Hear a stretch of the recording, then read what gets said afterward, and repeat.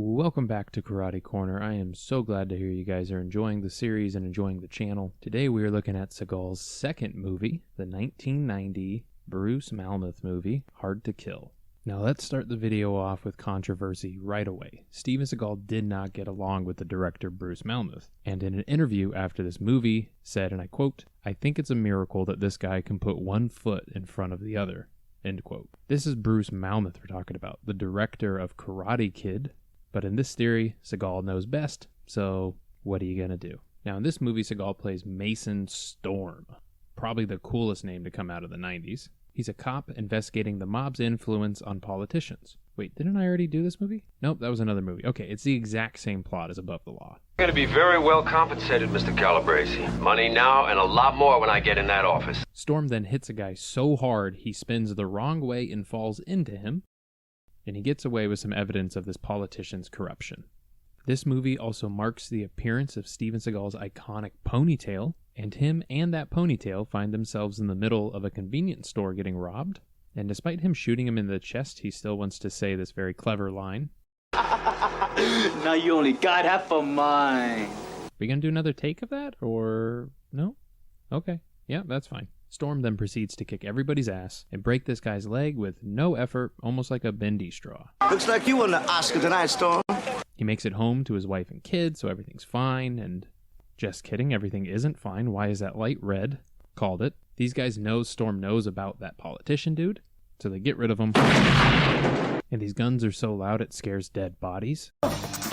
But we don't do two takes in a Seagal movie, so we move on. At the hospital, we learn Storm is dead. Storm is dead. And then a minute later, learn he isn't dead. Your man's alive, Lieutenant. This guy thinks he's playing Dungeons and Dragons and loots the dead body. We get a montage of that crooked politician's plan working out for him, and we see Storm is in a coma, and he's got one of those big old coma beards for some reason.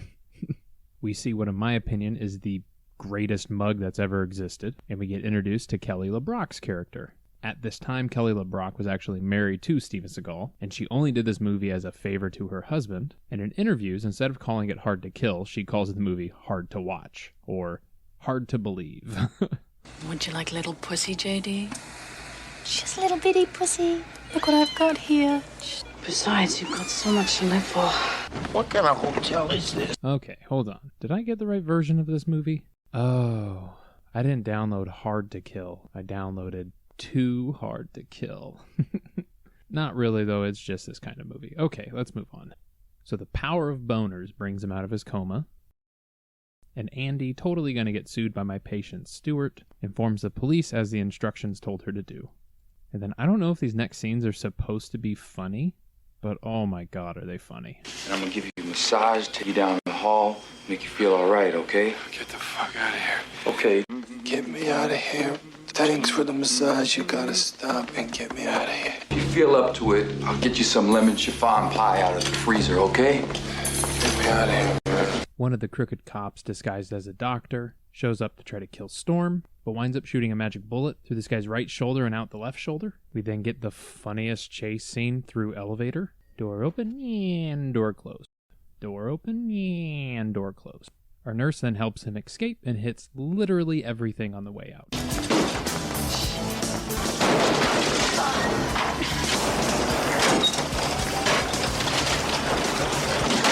She then takes him to a friend's place that sort of acts like a healing dojo, I guess, for him. Needles that I need for my recovery. Wow, where did you learn to write in Chinese? Oh, he's been writing Chinese for like 57 years. 30, 40 years ago, and I've been perfecting it 40 years ago, or 30 years, 45 years ago, I don't know. Almost 50 years.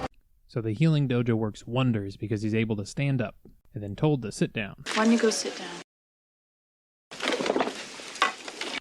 And then our training montage begins, where he lifts some weights, fights some ghosts, punch some wood, stab this tree, and Storm is reborn. And then we get the most awkward love scene.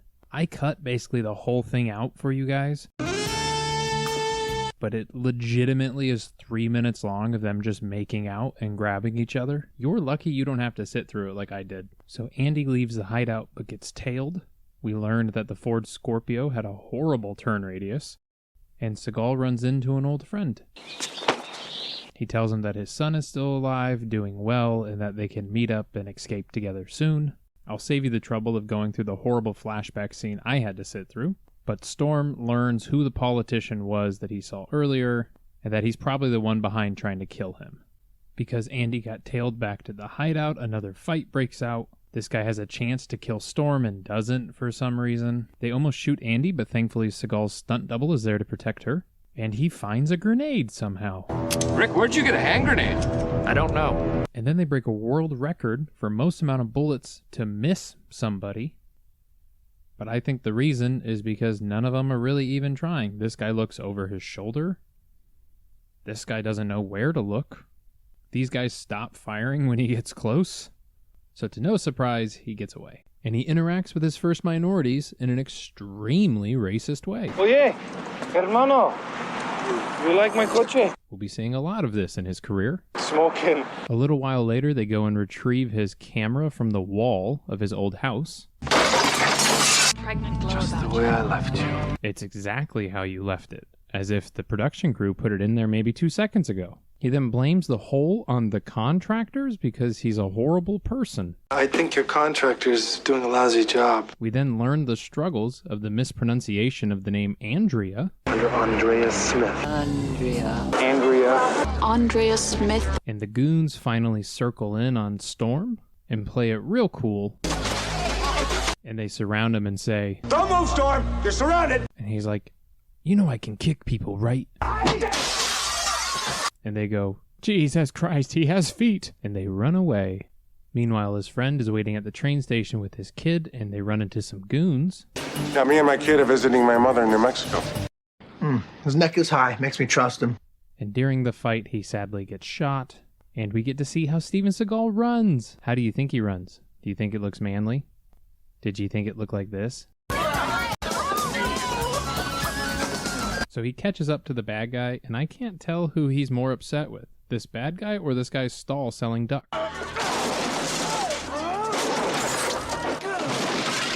You might not think he deserves that beatdown, but I think he was masking for it. So now that he's taken out all the henchmen, it's time for him to come after the big boss.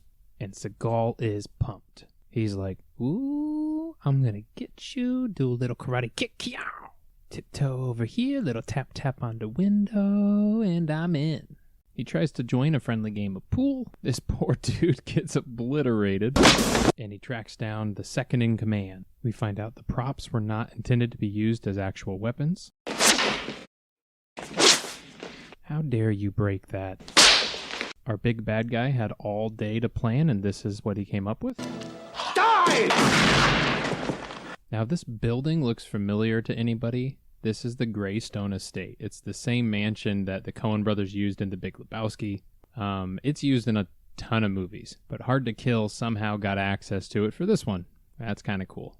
The cops show up, and it's tense for a moment, but then they say that they saw the film. We saw the film. And they know he was set up. We know you were set up. And that, ladies and gentlemen, was Hard to Kill. The next movie in this series is going to be Marked for Death.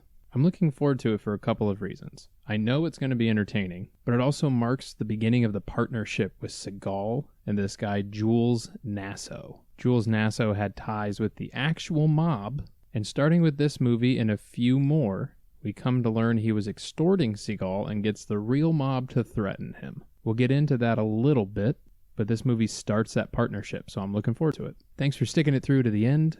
As always, make sure to like, comment, subscribe, do whatever you have to do. And as always, stay happy and stay healthy.